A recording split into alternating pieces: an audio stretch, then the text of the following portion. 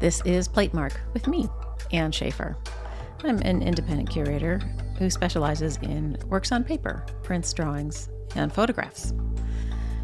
Platemark is a podcast about prints and the printmaking ecosystem, and this is Series 3, in which I'm interviewing people who occupy various roles in that ecosystem. Today's guest is Myles Calvert, who is an artist but has recently become the director of the Institute of Electronic Arts at Alfred University. It is a place full of wonder and full of really great tools, and they have an impressive residency program there and all sorts of other good stuff. So they are worth checking out. And we talk about that, of course, but we talk about all sorts of other things. My favorite part, of course, I love talking to people about how you handle critiques with students. Let's see, housekeeping. I identify as a cis-het white woman, and I use the pronouns she, her. I record Platemark in Baltimore, Maryland, the land of the Piscataway Conoy people. You can go over to platemarkpodcast.com and hit the support and donate button. Help me keep the lights on. That would be really helpful. All right, I think that's it. Let's get rolling. Myles, it's so great to see you today. Thanks for coming on Platemark. Thank you for the invite. Excited to be here. Yeah, we just met recently at the MAPC conference. For everybody who doesn't know, that's Mid-America Print Council in Kansas at the end of the summer. And actually, it was the beginning of October, wasn't it? Wasn't even that long ago. I can't remember. I don't know what day it was. It is. The beginning of October, and it was wonderful. We had a great time. And when I met you, I knew I wanted to talk to you because, one, you're funny and lovely, and two, you have a really interesting job. But before we get to that part, please introduce yourself for everybody. Okay, my name is Myles Calvert. I am a printmaker / professor / I don't know what you want to call me these days. I grew up in Ontario, Canada, Collingwood, Ontario. Went to the University of Guelph, 45 minutes west of Toronto. Nobody knows where that is. Excellent university. Did a master's abroad in the UK, Camberwell College of Arts, University for the Arts, London. And then stayed in the UK as long as I possibly could, roughly 5 years. Ran out of visas, had a deportation party, worked at a few different galleries while I was there, like the National Portrait Gallery, which was a dream, my favorite gallery, and the Jerwood Foundation. They opened up a new contemporary gallery in Hastings, East Sussex, down on the coast. So I was able to split my time between city life in London and the coast, which was a magical dream. Got deported. Back to the Toronto area. Did they escort you to the airport and say, get out? Almost. I had until January 7th, and I think I left on the 5th or the 6th or something. Oh, my. Started working in Toronto at a laser engraving company, and then got a semester working in advanced printmaking at my alma mater. Worked with a lot of technology during that downtime, and accepted the offer at Alfred University, where I currently am back at. So I did a visiting gig at Alfred for 4 years. Pandemic-y times hit, took a tenure-track position in South Carolina at Winthrop University, and couldn't say no to the excellent opportunity of returning back to Alfred University. So I gave up the tenure-track dream that everybody seems to want in academia. It's not that great. And accepted the Director of the IEA, which is the Institute for Electronic Arts, back at Alfred University. And that's where I am as of July 2024. Yeah, like months ago. As we're recording this, Election Day is tomorrow, so you can figure out where we are in time. So I have so many questions. First of all, what made you think I'm going to go to England? I did a semester abroad in my third year, and I can't stress enough how much that shaped my interest in travel, my interest in British art, culture, humor, lifestyle, and I knew I wanted to go back.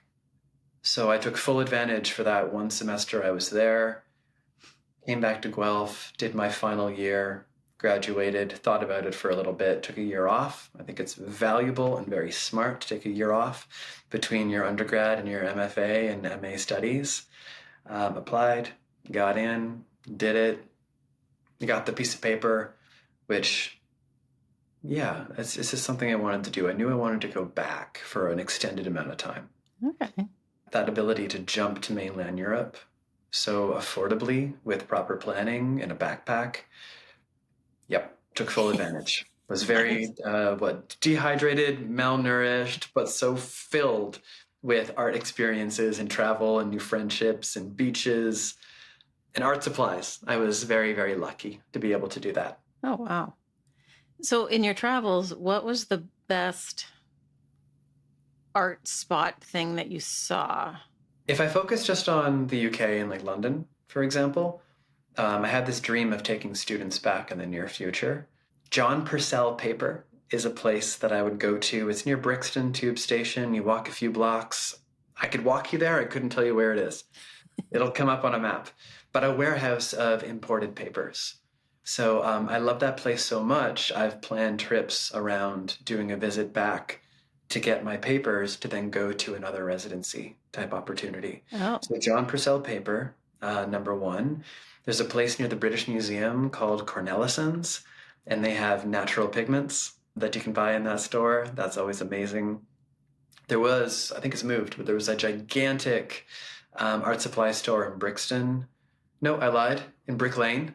So I think I found that late in my journey there, but I think they've moved and expanded. So like finding a warehouse of art supplies is a dream, and how they treat the arts there and fund the arts and support artists and have free opportunities to access all those galleries and museums. You could spend a day, a week, a year just going to galleries in the area and paying nothing to a cup of coffee while you're there. right. So it was excellent. So now I'm intrigued with this paper warehouse. When you go there, do they give you a tour and a little mini lecture on making paper? Oh, it's just a They place sure you can don't. buy stuff. It's just a warehouse. Okay. They don't really, I'm sure they don't really want you just to rock up and touch their stuff and walk up to the office. But I took some pictures of the office while I was there because it's jam-packed and a fire hazard. But you've got boxes and boxes and boxes and stacks of paper. And I'm like, now with a deeper appreciation and more knowledge of different papers, I know like what the majority of that is, what it's worth, and it's just sitting there. How can you not buy some of it? Like it's just so hard to find. So if you're going, let me know and I'll hook you up. Put your order in. Yeah, absolutely. That too. Since the pandemic, I haven't made it back. I was very, very lucky that after I left, I was able to go back for at least 2 weeks every summer and do some teaching, which of course paid for mainly the flight and anything else I needed. But I haven't been back since the pandemic. So I am overdue to get back there because, you leave a life behind. And I'm very grateful for social media to keep in contact with those lovely people I left there. Nice. Well, and when I asked you the question about your highlight art experience, I was expecting you to say we saw this cool show at, the White Columns or something. Not White Columns. No, What's that place called? Amazing shows all the time. Right. So I don't know if I could really pinpoint. Okay. I think working at the National Portrait Gallery, I had two roles while I was there. Like I started out working as their stock control manager for their retail shops. So they had 2, often 3 stores in the gallery and then the online shop as well. Loved it. Absolutely enjoyed that atmosphere. But I would also do front of house. And my favorite position, front of house at the gallery, was standing at the very front, rotating door, watching tourists get stuck in the rotating door and just watching, not giving them any assistance, just watching. And then, and celebrities would always come through. And I got to, guard big Freud paintings and portraits and the BP Portrait Prize, the Taylor Wessing photo competition, like these big contemporary well-known exhibitions with a big draw, but always free for entries. Working at some of the private views, like the opening reception nights, I would do that again in a heartbeat. Does the National Portrait Gallery collect only British subjects or only British painters or artists?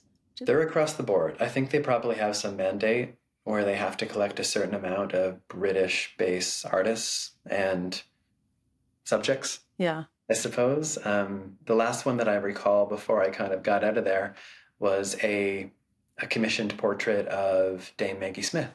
Oh. Who just passed away a few months ago. She did just die. Oh, I love Maggie Smith. So seeing her portrait there, like it's a very influential time, I would say, like my 5 years in the UK. It was just like the right amount of crazy, the right amount of interesting art exhibitions, And I did some volunteer work. Like I volunteered for a short amount of time at Thumbprint Editions Oh, because I was having some struggles with my master's program and wanted to be kept very busy. And that was one way that I could take advantage of the opportunity. So I was mixing up inks and helping print Damien Hirst dots and tearing paper for Tracy Emin and Ian Davenport. So all of those YBA, Young British Artists kind of crew, I felt really connected to them. And that influenced my master's work at the time. okay. So let's back up a smidge. When did prints become an obvious path for you? I had an excellent professor during my undergrad, Jean Madison at the University of Guelph, who just happened to also be British. When you go to college or before college, I'm sure you took art all the way through school because you're an artist, right? I mean, we all did. Yeah. It never dawned on me. Prince didn't dawn on me till so much later. And I'm always fascinated, some people who've talked on the pod have said, well, we did a printmaking, couple of weeks in high school. I'm like, what? That was not even a flicker of an idea. I can't remember the majority wow. of high school for me. Like, I'm sure it was great. I'm sure I had a great time, but I didn't really pay attention or kind of get excited or blossom, I don't think, until undergraduate university. And, they make you do a spread of different courses. I enjoyed the majority of them, but I think it's the obsession and the repetition and the heavy process that I gravitate towards. That's a fairly organized, get it done kind of individual. Print appeals to me for that reason. Oh, okay. That makes sense. You're like, oh, the boring side of print. You like No, the boring no. side. There's conceptual rigor in all of that. I mean, what happens when you have to be organized and, like it attracts a certain kind of artist, right? Mm-hmm. Yeah, it all makes sense. It's the grid, it's the template, the matrix, the planning, the organization. And it's taken me years to embrace the spontaneity that is capable with the different processes. I've never been one for pumping out gigantic editions. They're usually quite small, or they're a series, or if there's somebody helping me, they can pump it out for me. I don't need to be that person, but I'm happy that there are people who want to be that person. Yeah, we need everybody in the Yes, we do. It's a community effort. That's right. All right, so you gave up a tenure-track position, which I'm sure everybody's jaw dropped to the floor, because who would do that? Yeah, crazy people do that.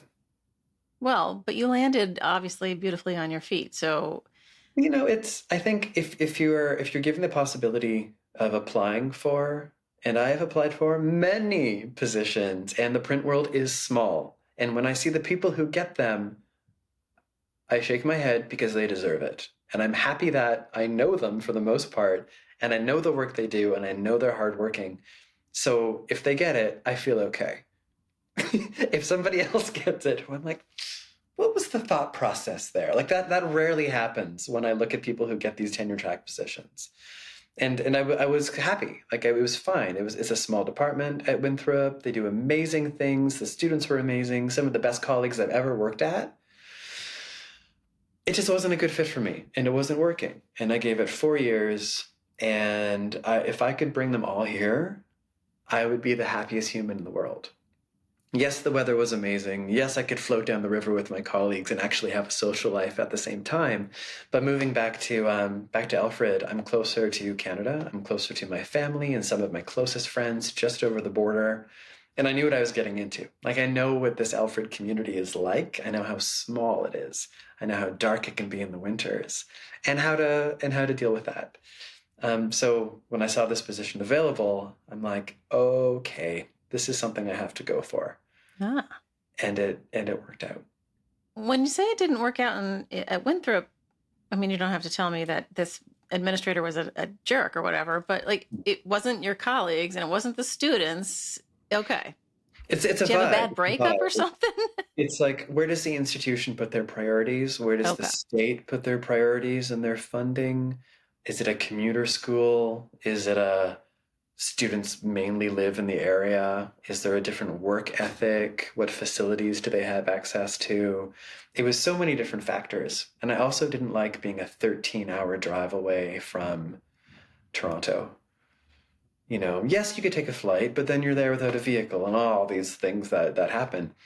And it just, I gave it a good 4 years. And while Okay. I went in as an assistant and quickly got promoted to an associate, read those little faculty handbooks. There are loopholes galore.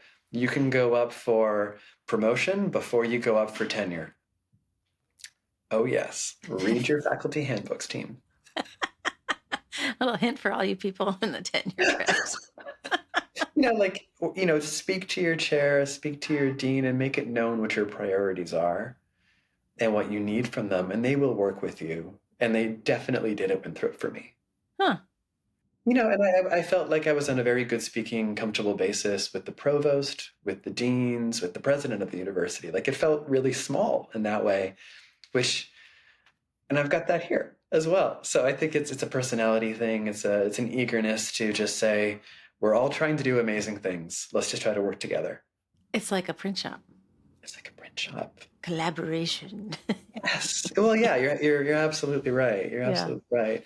And I think like this new position just gives me opportunities to do all the above and more. Well, so before you saw the advertisement and said, oh, this is a sign because it's at Alfred, is your work electronically connected? Is it like you're already halfway down the path? Well, that's an interesting question. So backing up even a tiny bit more, like I would always interact while I worked here for the 4 years with the IEA, with the Institute, because it's very closely connected with facilities and faculty in expanded media. And expanded media at Alfred is video, sound, printmaking, and now photography, which to me, they all fit together really, really well, especially for how I've made my prints over the years and my research. So it's always been traditional print processes and then pile in technology on top of that. Oh, okay. So basic example, you've got a hand-carved wood block, you have a laser wood block. You've got stencil processes, you've got screen photo exposure processes. We have high-tech scanners, we've got 3D scanners, plotter devices. It's just, to me, that's all expanded media, new media, print media. So it's how do we take these terms and actually kind of expand on them a little bit to make them more relevant to what people are doing, people are interested in, and what students actually want to do. This is fascinating because when I think of the IEA, and I've not been there, it's on my list to come to you. But I wasn't thinking of the electronic aspects of it being the tools with which to make the art. It's kind of a yes and situation. Yeah. You're right. It comes down to tools and it comes down to how do you use them for what you want to produce. So yes, we have a lot of artists and residents who come through who use wobulators, CRT screens, LED screens, synthesizers for video and for audio. What else do they use? They use everything. They use sensors. They use VR goggles, Arduino. And yeah, that's the part that I'm not up to snuff with. I have a lovely team. Like I have support here and staff who are like, that's up our street. So we're always working together to basically look at these applications for all these artists who want to use our facilities here. And by the way, like this whole area in New York, Southern Tier / upstate / where are we? Western New York, Central. It's all kind of that kind of area that's not the city, essentially. There's a deep, deep history here of tools that were made for video and sound manipulation that people around the world apply to come and use. So we have this resource that is so niche and doesn't exist anywhere else. That's why we get so many interested people. And it blows my mind. So one of my big goals and missions is to make that more visible via our physical location on campus and on social media, so people are aware that this is a resource they can really tap into. How do artists? Yes, right. I know it is a little mind blowing. I mean, we have to get into like how the place supports itself, but that's another question. But how? I didn't even know where to start. I know. How many artists can you host in a year with the students in and out also? Like what's the residency That's a good situation? question. So the students obviously always get priority in terms of facilities access and tools and all that great stuff and faculty support. The IEA, Institute for Electronic Arts, we have two separate studios as well. So we use the expanded media print facilities and CNC routers, laser engravers, all the traditional print equipment, and the large scale digital format printers that they have in expanded media. But we also have some of those in our spaces as well. So there's always a backup plan. Like, okay, the 60-inch wide printer, I'm sorry, you can't use today. We can probably use it tomorrow if you can wait till tomorrow. But if not, we have a 40-inch over here in the other room that you can use in the meantime. So we look at the proposals. They're coming from either 1 week or 2 week periods. They get a stipend, they get housing, they get materials, and they get technical support with our staff here. Materials? So it's materials as well. Whoa. So we have an amazing paper stock, beautiful Chinese papers, some Thai papers, and Western rag. Yeah, this is a very well-stocked residency, and we just work really closely with the residents to try our best to give them access without wearing them out and us out to what they need. And, historically or traditionally back a few years ago, there's been lots of turnover. And we're slowing it down a tiny, tiny bit just so that we can help people and actually maybe have a weekend at the same time in there. So moving forward, the majority of our residency applications were going to be for a 2-week period. Oh, okay. So don't quote me on this because things could change down the road. You basically get $1,000 a week stipend, plus all the above that I mentioned before. Okay. And you've got assistants to help you essentially from 9 to 5 Right. while you're here. And if you want to go crazy and work all night, that's totally fine. You've got 24/7 access. But we need to make sure that you're okay using that equipment while you're here. So I don't want to say prove it, but at the same time, if it breaks, we're in trouble because we share those facilities with undergraduate students and all of our MFA candidates as well. And if a piece of that equipment goes down, we're in trouble. So you said that there was a deep history of all of this technology. Tell us, how did this start? Whose idea was this in the first place? It was founded in 1997. Joseph Shear Perboda and Jesse Chevron. So they were faculty here at the university, working in expanded media, all with their individual specialisms in video, sound, and print. So they used all their specialisms, and then it became just two of them, just Per and Joseph, for quite a few years. Per retired, I want to say 3 years ago now, and Joseph retired last year. Oh, wow. So these are people who are heavily ingrained in the university, in expanded media and the IEA. They shaped it, they formed it, they brought it to what it is today. They made huge leaps in terms of getting an endowment through the university for it and getting NISCA grants and NEA grants and private grants. A lot of this for years, like they built. And that's why it's so strong today. There's been a lot of changes. Like they're all around the same age, so it kind of made sense that there was a change really quick. Like Miranda Metcalf was here for 1 year, and like that changed the social media presence, the website, the awareness of the program. And now she's on to bigger, better things as well, which is really exciting. And I'm so thankful that we're good friends because we can do this back and forth and kind of use our facilities and to benefit each other and to grow both of our programs. So I'm really excited for that to kind of flourish in the very near future. Some talks are in the works there. Oh, good. But you're right. Like how do we do all this? There's an endowment. It's not huge, but it's a really great starting point. It's kind of guaranteed something each year to keep us going because I've got staff to pay, and that's a big stressor for the position. And we want to get as many artists as we can and support them as best as we can as well. So I'm constantly working with my team to write those grants and then report on those grants and just prove that we're using that money well and always looking for more. So, for example, we just had our new media residency open call, which closed on the 11th of October. We normally would get 40, maybe 50 applicants. This time we had 167. Whoa. Which is amazing. Like, it makes me feel good. It makes me feel like we're getting it out there. And now we're reviewing them as we speak, right? And because we're getting international applicants, we want to be able to give them money to help them physically get here. Oh, yeah. Which means, oh my gosh, we need to find another grant now to help them get here, or else they can't accept it. So there's a lot of working parts, which I slightly enjoy doing. Like, I like budgets. I like organization, all those printmaking characteristics that it goes back to. But I also like getting dirty and working in the print studio and rolling up a wood block or working on a screen print with a resident who's here.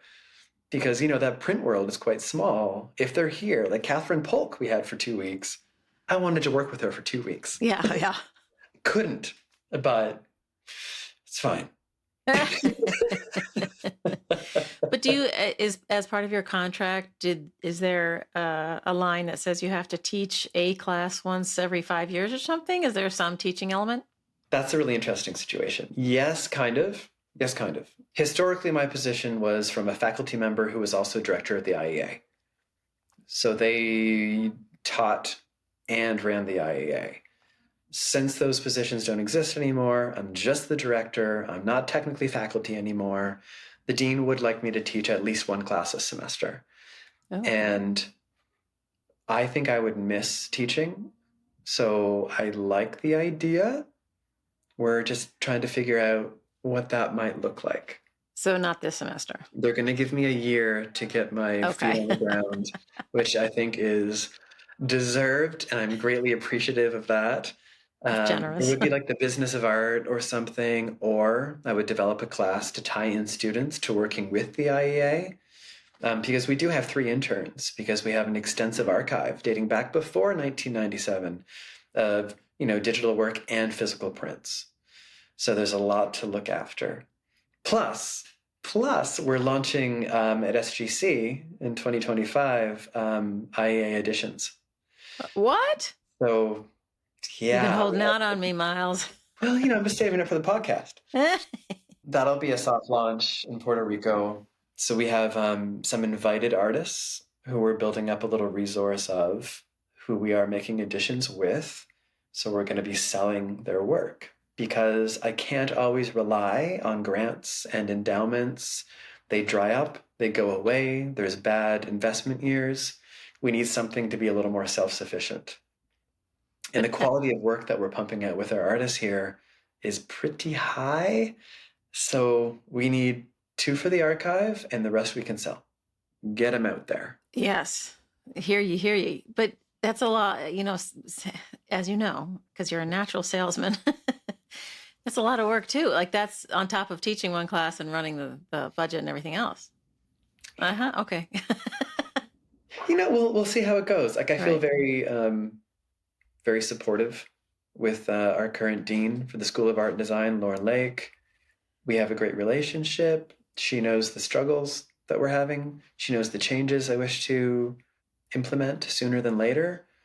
And it's been a really nice communication and thought process and back and forth. And I think we can do it. And if we can't, we just slow things down a little bit. Right. But getting to a financially independent state would be great. And we're really close. Like, for the past 20 years, the IEA has been receiving some form of a NISCA grant, which is incredible. It will break my soul if I'm the first year that we don't get it. Because they do restrict, like, some of those grants. We can only bring in residents from New York State, for example, because it's New York State funds. Oh. So it depends where we get our money from as to who we can actually bring in. Gotcha. So if you look back to our alumni, you'll see, gosh, those are a lot from New York City. And I'm like, yeah, but they're international artists living and working in New York City legally. So we can technically pull them up that way, little loopholes and things. But we also need to and must support Western, Southern Tier, Central New York. Like there are so many artists who are not supported or represented in our region. So Oh, we do a sure. lot of public film screenings, for example, exhibitions. Everything we do is open to the public and is for free.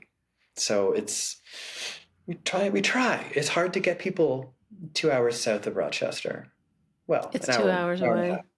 Yeah. Sorry, Buffalo is roughly 2 hours. Rochester is like an hour and a bit. Okay. So we're it's hard to get people down, especially in the bad weather, right? The bad Oh, for months. sure.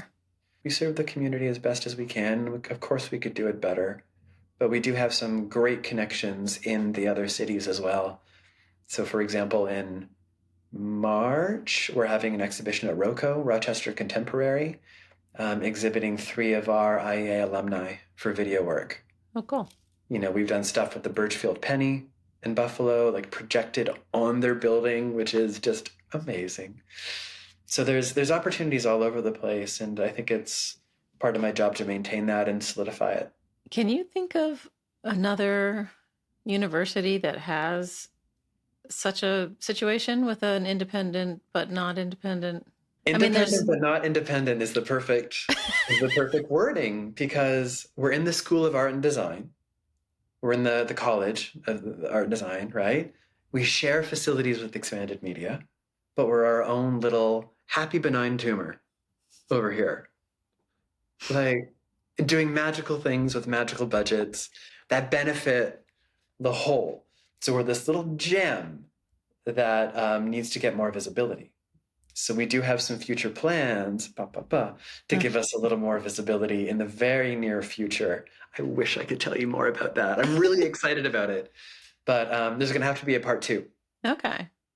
Yeah, being on the pod once is not enough. But I don't know of a lot of residencies that are print and technology heavy like we are. Right. One example is the laser wood blocks again. When I was here 8 years ago, we were pumping out laser wood blocks every day. And it seems to me that it's fairly new for lots of institutions now to do laser wood blocks. And I go to the demos and I'm like, they're done very well and they're getting excellent results. And I'm like, were we crazy ahead of the curve? Apparently. It blows my mind, but it also makes me really, really happy. And I'm hoping we can kind of stay above it in a not discreet way, but in a very humbled way, where we can invite people to try it, to improve on it, to research it, and then to take it out and use it elsewhere. People ask me periodically, like, well, what do you think of that artist using a crutch like a digital whatever? I'm like, artists don't ever not use something to help them.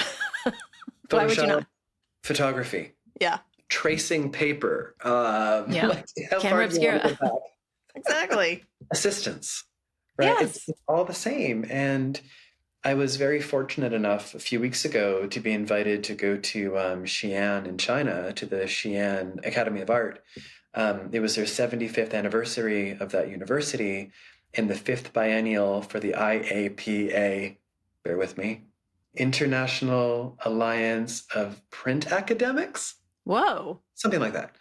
And talk about printmaking and artificial intelligence. Oh. So another thing that is just terrifying everybody in the universe is yet another tool for artists to use and utilize and abuse. And I bet you anything, in 5 or 6 years, there's going to be something scarier that comes out and no one's going to really care that much about AI anymore. So, yeah, I was watching your trip to Xi'an on the interwebs, as it were, and it looked super exciting. I've never heard of the IAPA, first of all, which kind of fascinates me, because if it's an international thing, you would think more Americans would be involved. Like, how many Americans were there? I think they have been for, it's a 5-year situation at the moment. I think they have been. From what I can tell, Joseph Shear went for years, my predecessor. Alicia Candiani, who most people know, amazing printmaker, residency, Proacto Assay in Buenos Aires. She's on the board of directors for that conference as well. I was very happy that she was there. That was my first time to China, and an amazing first experience and first opportunity. Here's a translator. We'll pick you up. We're taking you here. Here's your structured event. I think Printmaking in China is so traditional yet advanced at the same time. Oh, interesting. And their papers are phenomenal. Their scale of work is huge. So here I am submitting my work for the exhibition over there, 22 by 15, 3 pieces, thinking, well, I don't want to take up too much of their space. That will be a respectable thing to send. Everyone else is doing like 40 by 60 lithographs. And I'm like, oh my gosh, like it's just phenomenal spaces. And the amount of money and opportunities that they throw at their faculty, their students, and their facilities, like their exhibition facilities, blew my mind. I would like to go back at some point. You were there as Myles Calvert, the artist, not Myles Calvert, the director of the IEA. IEA. I Okay. was invited to lecture about, AI AI. in printmaking, as were the other 18 invited global faculty who work in print from, 2 lovely guys from Italy, for example, Alicia from Buenos Aires, Argentina, Bulgaria, Iran, Spain, Germany, Wow. others, Norway. I found it really interesting because the talks about the progress of AI and everything, it was very traditional. Like we keep tradition, we keep the hand, we keep, which I don't disagree with, but you can't just ignore this other thing. So I talked a lot about that other thing, AI, and gave examples about artists who are using it and artists who have come through the IEA and during their time here and how they utilized it. We're planning for an exhibition in China in 2026 with Expanded Media and the IEA. Wow. So look out for an open call in the very, very near future for 2 artists in residence to come here, develop work for that AI exhibition in 2026. Cool. I think the faculty got a little turned off by my talking about it's a tool, it's great, use it, embrace it, love it. The students were wide awake and they asked the questions and they had the comments and they had the interest. And that's who I'm talking to. Like, that's the future of print and that's the future of institutions and academia. So I'm happy that they picked it up. Yeah, I can appreciate it as a tool, but there's also that other side where, the whatever it is, the big brother in the sky is Yeah. ingesting the artwork of millions and millions of artists into its algorithm or whatever you call that. I'm no techie. Yeah, And but what do they do with it? not much, nothing great. Not I don't much, know. nothing great yet. Right. But what about being able to acknowledge or approve of or get credit? Like what about all that? I don't know. Okay. I, if you put it out there, it's seen by people, it's documented, it's on social media, it's shared, it's in people's background photos. They're not going up there with a scanner and getting every single little pixel from your image. Yes, they can make a reproduction of it, and yes, people's images, which are primarily digital, are stolen. I don't like it. I don't have a solution for it. I don't share everything I do in social media. I wait for an exhibition and then it gets out there. But at Right. least you have the documentation that it was in an exhibition first. Okay. Interesting. That's a good tip for people. Well, I try not to, I give away details and close ups, but I'll never give you the full picture until it's in the show and how I want it to be seen Okay. for the most part, Yeah. you know. That makes So, sense. and if people are going to steal your images, just let them and then steal it back and improve on it. And it's just going to be, I don't think there's going to be any way of controlling that. It's the wild, wild west. And people will calm down in a few years because at the moment, AI generated imagery looks like AI generated imagery. It does. Cool. Like, I don't really know what else we can do at the moment. We could go down the legal thing, like we Right. could talk of appropriation, that you've got blurry lines all over the place. And I just don't care. It's not going to stop me from making or sharing or exhibiting. I don't think it's going to stop me from getting a sale or representation or a gallery show. So I'm not nearly as worked up or concerned as maybe I should be because other people are for me. Well, yes, that's That is true. I feel like you have a way of speaking that might calm some people down. Or they'll be like, this guy is just speaking nonsense, and they've closed the tab 5 minutes ago. Well, goodbye. That's okay. That's That's right. okay. But I it's, think I there's mean, bigger things to worry about. And if that's the big stressor for you, then your work should be all about that. And you should be commenting on it and reading everything you can and having a panel discussion and writing your thesis defense and making a book. But it better be a digital book because no one's going to read a hard copy anymore. that's not true. I like paper. Jesus. So do I. So do I. Okay. But, if you want to strengthen your argument about AI, it's how do you then share that information so that AI reads it themselves? Like I use it. I use it for mundane tasks, like administrative tasks. And quite a few things are the same ish from year to year to year to year. You can go in there, you can change some dates, you can update some words, you can add a little caveat, wham, hours saved. I could write a hot sentence, I can get it to enhance it ever so slightly, wham, get those grants. Yeah, I wonder what the grant people are suddenly everybody's writing in this particular style. Yeah. It's I do think there are gigantic issues out there for anyone who has to write an essay in academia, anyone who has to grade those. Oh, happy that's not my job anymore. Yeah, you can't catch. It's hard. It's hard. Isn't it hard? And it's, if they're understanding what they're saying, if they've done the research, if they've proofread it, if they've thought about it, if they have an opinion, they're learning. Yeah. They're growing. I know I'm a lot older than you, but this whole idea of the book and paper and a pencil and a pad, yes. Oh, nice pencil. Nice. Myles is holding up a Platemark pencil. Love it. Next time anyone sees me at a conference or a print fair, you can ask me for a Platemark pencil because I'll have one in my hand. Yes. But I have to, I can listen and learn. I have a hard time watching, and it's all about the ears and then through the hand. So I have to take notes by hand. I cannot type notes. And I think, everybody's brains are changing because of all of it. AI, the pandemic, the social media, whatever. My attention span is down to 0.2 seconds, but I haven't read a book for pleasure in years. It got harder. Yeah, it got really hard. But I still, if I'm trying to learn, I'm old school, then I think a lot of people still learn that way, I do. Yeah. I think there are certain things that I need to see to understand. Yeah. And there's other things that I need to read to understand. Yeah.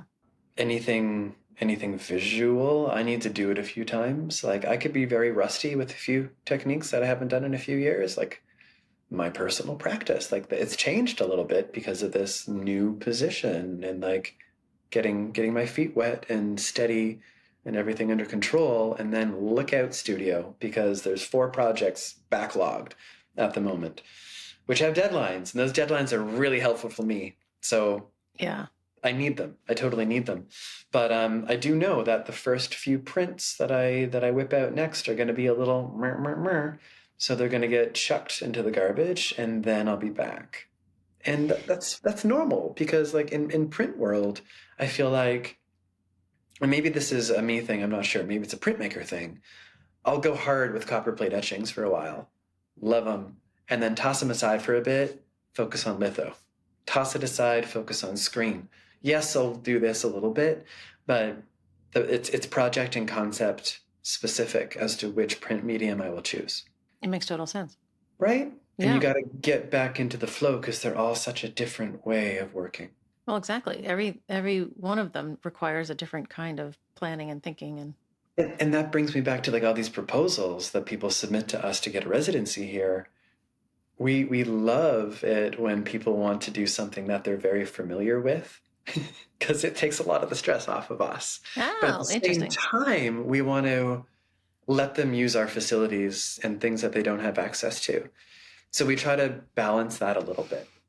We don't see ourselves necessarily as a a teaching facility, a teaching residency. It's more of a come use it. You need to have a basic plus knowledge of what you want to do before you come. Like this isn't it's experimental as well, but you may not get the instant results that we're already getting from other artists or our work when you first start using it, like anything. And I think that's why 1 week residencies don't work for everybody, because it's so you're overwhelmed with facilities and technology and things that you want to do. Those initial applications, those proposals, which are very specifically talking about things that we have in-house that they want to use, become so important for the application. So that's a big tip for people who are do your research. What do we actually have here? Right. And how do you want to use it? And how do we use it? And refer to it in your applications, and you're going to do well. Well, that brings me to a question I have wanted to actually like to ask everybody. And in your case, it's related to the application process, because when you get one and you open up it's probably not a package of paper. Not anymore. When you look at it on your screen, I assume they have to send a portfolio of images, right? Do you know what your process is for assessing works of art? Yeah, I do. I try not to look. Well, I see a name, but it doesn't register usually, unless I know them personally, and then I get really self-conscious. Yeah. Okay. And that's why we have a panel of people. So if I am biased, like everybody is, it hopefully evens out a little bit in the process. The ones that I just finished, 2 nights ago, my process was look at their proposal first, read it. Does it make sense to me? Are they referring to individual pieces of equipment? And is it realistic, given what they want to do in the 2-week period that they applied for? And then I'll look at their portfolio. So the last one, we specifically asked for 5 work samples, and this was for new media-based artists. So 9 times out of 10, it's a link to either sound or a video or a combination thereof. It's not necessarily just an image. But of course, there could be some as well. That takes a long time, because you spend the time putting in the applications, we spend the time looking at them. Unless the application is submitted with more than what we asked for. Oh, we cut it. I see. We cut it because it's disrespectful and it's not fair to all the other applicants. If you sent us 20 links to 20 videos and we asked for a maximum of 5, we're not looking at any of them. Note to self, people. Note to self. And it's not to be harsh, it's just to be fair. So after I look at their proposal, I'm like, okay, this sounds like, whoa, they've done their research. It makes sense with our facilities, with our staff, with our capabilities here. And then I'll look at their images, and then I'm like, okay. And then I'll go back and I'll look at their CV last. And the CV rarely tilts me one way or the other. I'm just more curious than anything. Have they done a residency before? Where was it? Where are they coming from? You know, we only ask that you're not currently enrolled in a program. So you're not doing a degree. You have to be graduated or just not enrolled in a program, and you can apply. And we ask that you wait 2 years before reapplying again. It's a free application, so it's not like you're paying the slide room fee of $30 every time. But I do understand why some places do that. Like that's their funding. You know, they don't have an endowment. Like we're very lucky to have one. So if you get 300 people, that's a nice little chunk of money to support your artists and pay your staff. I understand. We're very lucky in a university environment that we can pull from a few different funds if need be. Like we usually have a bit of a backup that we try not to touch. Try, yeah, the rainy day fund. But that's my process when I go through looking at lots and lots of applications. Come February, we'll have our print and new media open call, which should be very interesting for printmakers. Come play for 2 weeks. Nice. Whoa. Who else is on the board that reviews everything?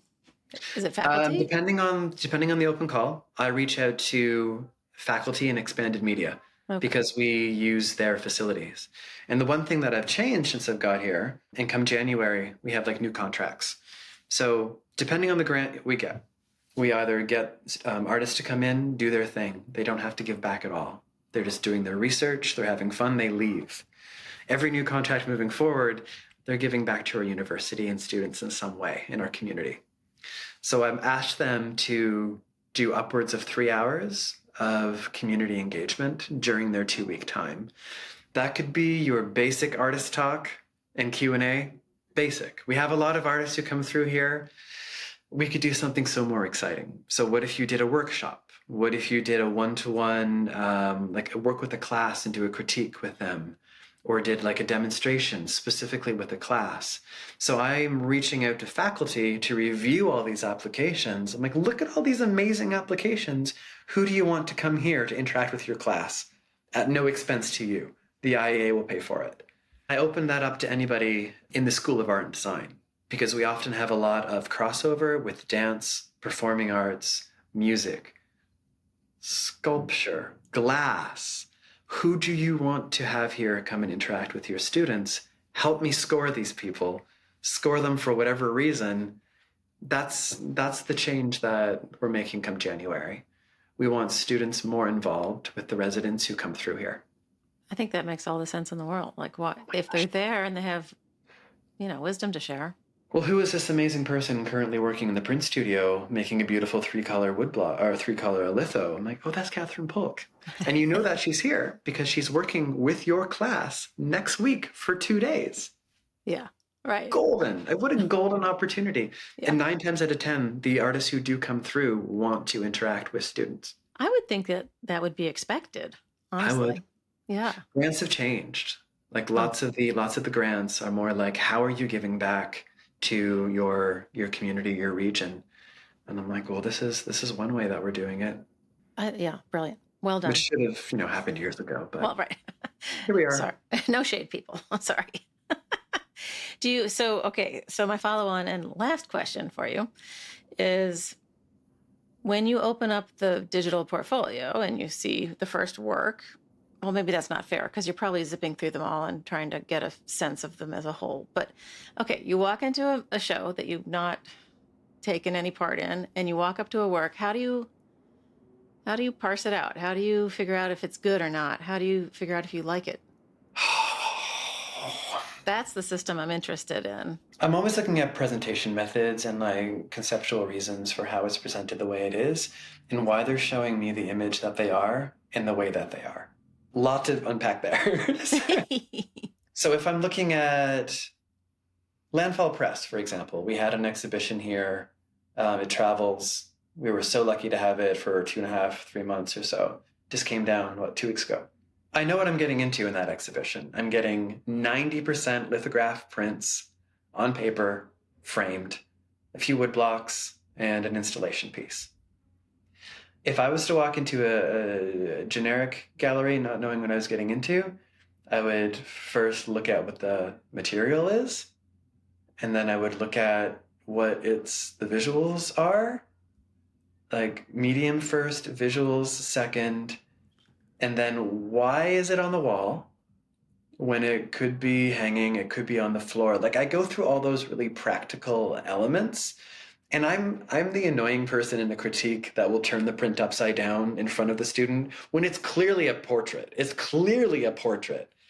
Just to see how they respond to it and to get them to think of, why does it have to be the way it is?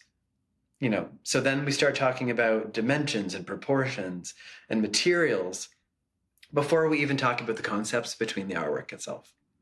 So I like stirring the pot a lot to get real reactions from the students, and I guess therefore artists as well, depending on the context. Students are artists. That's true. That's a really interesting question. Like I see artwork framed beautifully that I think would operate much better as a stack of prints on a pedestal. Oh. Or stapled together as a tapestry. What? But I think so many people are taught, told, and think that prints specifically need to be framed behind glass to be considered finished.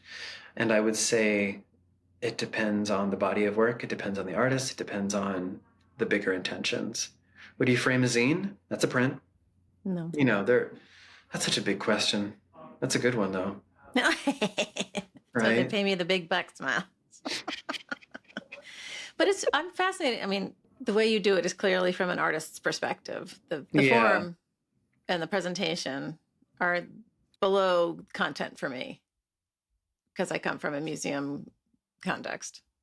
Well, at the same time, I've got a whole bunch of, and I'm grateful for it, experience in visual merchandising / high-end retail sales, which I think everyone should do for at least 1 year of their existence. So the way you present something is so important. You know, it's the lighting, it's the height, it's the context. Why the heck is it in a white cube gallery space? Because you've been told that that is the pinnacle of how you should be presenting your artwork. That means you've made it. You've had representation. People are going to buy it. Well, isn't the white cube about having no distractions and being able to focus only on the object itself? Maybe. I don't Does know. it benefit the work? Does it benefit it conceptually? Should it just be thrown on the pier and part of nature and trampled on by the people walking by? I don't know. Well, are we assuming that the definition of art in this context would be to be able to keep it, collect it, and preserve it? Yeah, but why do you need to do that? Does it need to last forever? And if that's the case, we're going to have a lot of junk piling up around us. Well, that I is do true. like to think about, for example, National Portrait Gallery, Mark Quinn, and Self, which is he took a cast of his head and he filled it with pints of his own blood and then froze it. And it's on display in the gallery it's not water, it's something like water. And it's got 2 backup generators to keep it all cold in case the power goes out in London, right? And I think it's disintegrated at least twice since it was installed. And that is the question. It is a piece that is not meant to last forever. It disintegrates. Yes, it's been replaced a few times, but he's going to die. So, does it cease to exist, or does the blood lineage go down to his family members to keep refilling that cast of his blood head? And it was displayed at the exact same time beside a petri dish of DNA, which was a portrait of that person. So I think nothing needs to last forever, but it needs to give you some type of a response in the moment. And if you're not happy with that response, get rid of it. Or get something else.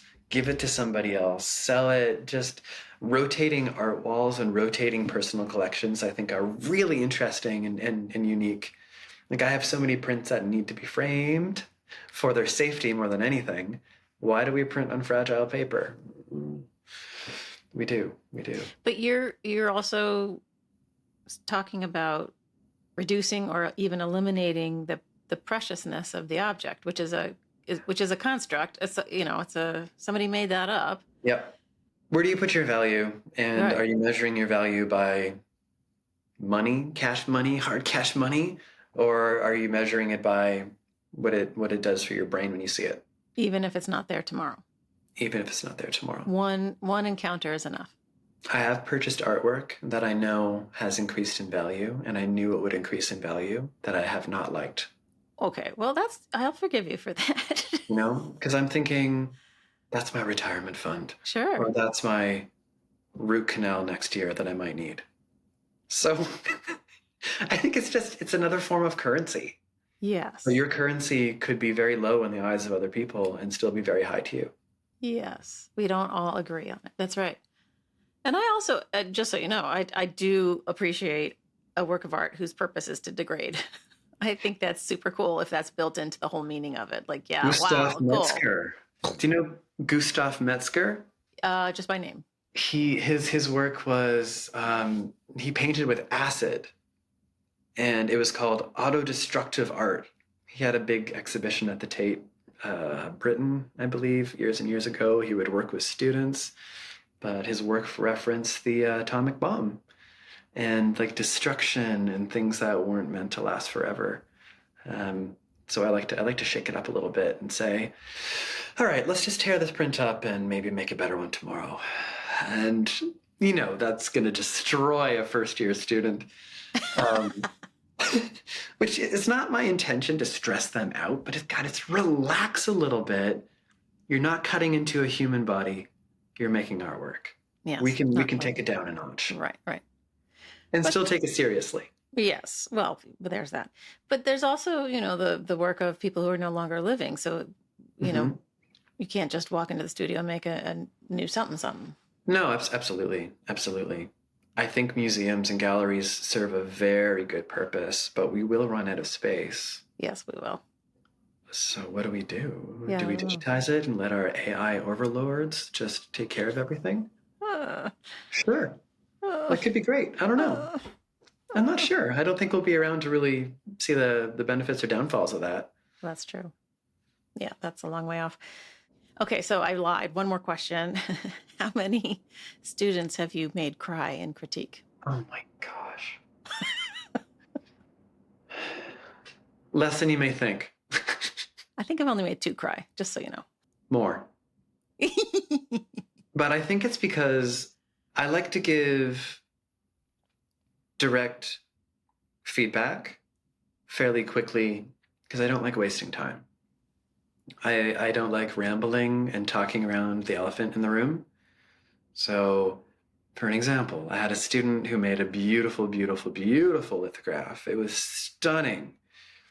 We go to critique, it's up on the wall, we're looking at different types of paper, we're discussing, which one to edition. They signed it in gel pen. Oh.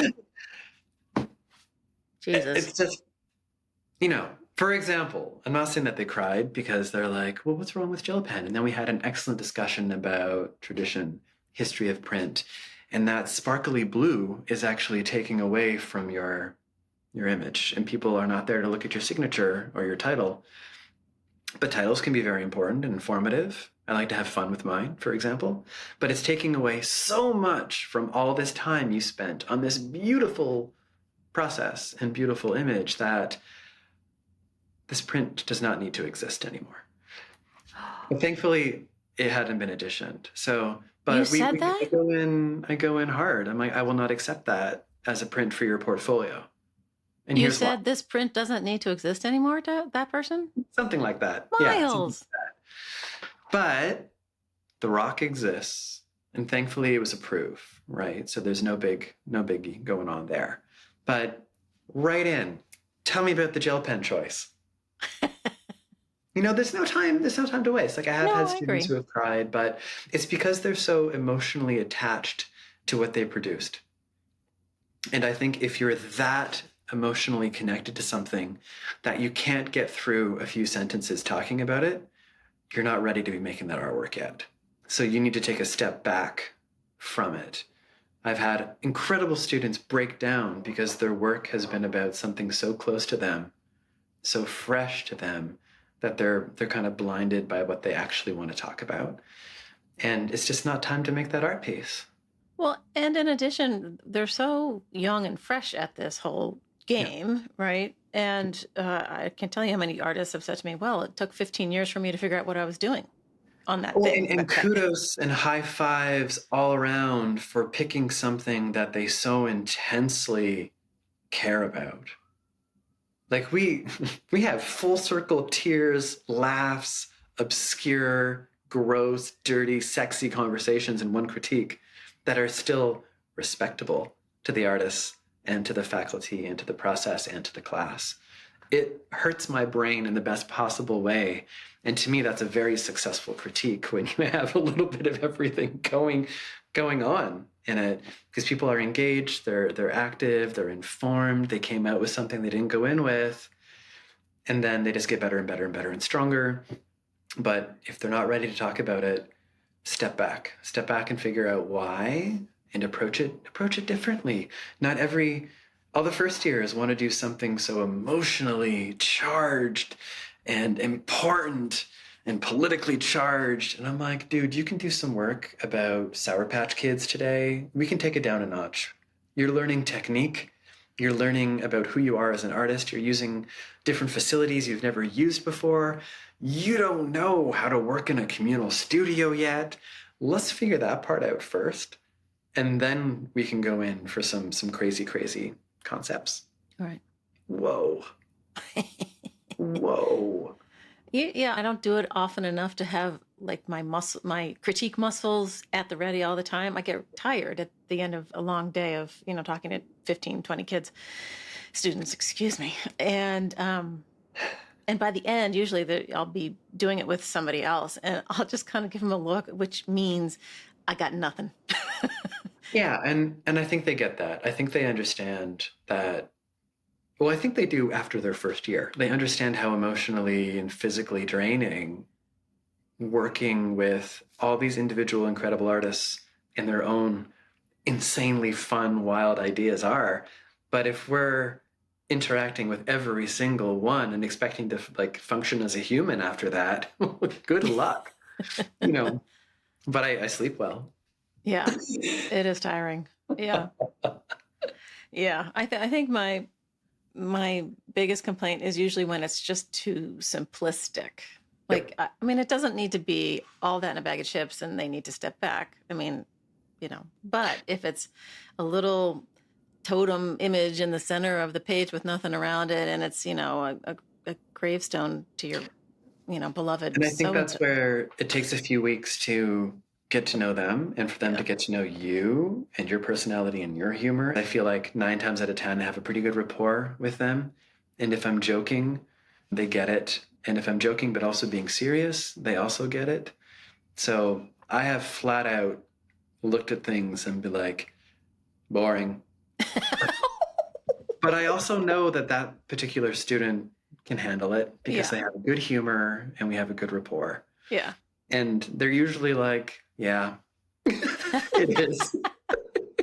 And I'm like, well, what do you need? Do you need more time? Do you need a talk? Do you need sugar? Do you want to just go away and try this again tomorrow? And usually they come back with something that blows my mind after that. Wow. So I don't mind being flexible as long as there's open communication and evidence of trying, because they always come back better.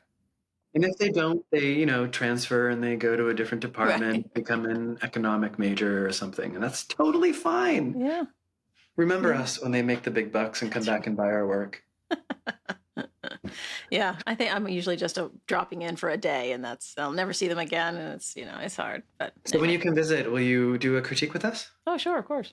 Love it. Yes, absolutely. I enjoy it. I think I enjoy jurying more. Because your reactions are internal and you're just making judgments and you don't have to express why out loud. Words are hard some days, most days. Yeah. I did have a student say to me once, and they said to me, Myles, you're going to need to use more words today for us. Oh my gosh. And I cracked up laughing because I was probably tired. It was probably midterms or something. We were doing lots of critiques. And I was probably just thinking and having an internal discussion with myself about their work and not getting it out. And I'm like, I'm really sorry. You're right. You're absolutely right. Like, what does that mean? I'm like, good. I'm happy we have that relationship where you can say that and ask those questions. We're humans, right? We're humans. Well, and for all of you students listening, we are not the last judgment. Oh my gosh, never. You know? Even if we think we are. I rarely think I am, Myles. I don't know about you. One opinion in a big pool, and you should be getting it from other people. And that's why I call them my critique assassins. I often invite other faculty from different departments even to come in and sit in a critique when I think they've heard from me too much. They've heard from me so much that they're not listening anymore. I'll bring in a critique assassin and not tell them, just to get different feedback, which usually is really similar to mine, but just from a different person. And it really elevates everything. So if you'd like to be a critique assassin, sure, that'd be amazing. Sign me up. Great. You get a badge and everything. Nice. I've never been to Alfred. I'd be curious to see it because I hear great things. It's a great place. Yeah. It is a great place. I'm glad you found a place that you feel at home and challenged, but comfortable. challenged, but getting more comfortable. Yeah. Yeah. Like I said, it's so nice to be able to drive to Toronto, drive to Rochester, drive to Buffalo. New York City is like 5.5 hour drive, which to me is doable. Not on a regular, but doable. And I'm right by 3 international airports. So carbon footprint, what? Well, yeah. Okay. All right. Well, Myles, we have talked at length. I don't think we've exhausted our topics, but we can do a part 2, of course, because there's more to say. But thank you for coming on the show today. It's been really lovely. Greatly appreciated. Thank you for the invite, the ask, and I hope to be seeing you again soon. I know. Yes, I would like to be closer to you because I find you lovely. You're so sweet. Thank you for joining me for this episode of Platemark with my guest, Myles Calvert. Myles has such great energy with students and with other artists, and he's a delight to be around. So I hope you enjoyed the discussion as much as I did, and I'd love to talk to him again sometime, see how everything's progressing up there at Alfred. Thanks to Myles for being a great guest. Thank you, Myles. And also, as usual, one to Dan Fury for being my sound and editing guy. Thanks, Dan. And one to Michael Diamond for the use of his original music. Thanks, Uncle Michael. Lastly, one to Skip Barnhart and Lee Turner for the studio sounds that start and end each episode. Thanks, guys. Okay, you can head over to platemarkpodcast.com and find the show notes for every episode that we've produced over the last 3 years, or however many it is. I don't even remember. And you can also hit support and donate and help me keep the lights on. I would appreciate it. All right. We'll see you next time.